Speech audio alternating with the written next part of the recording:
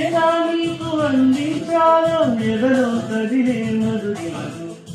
నేనే ప్రేమనే కదా మారి ఎదుపేనే చాలు చదువుకొని బదులిదని చెప్పుకోలేనులే మనక పదములతో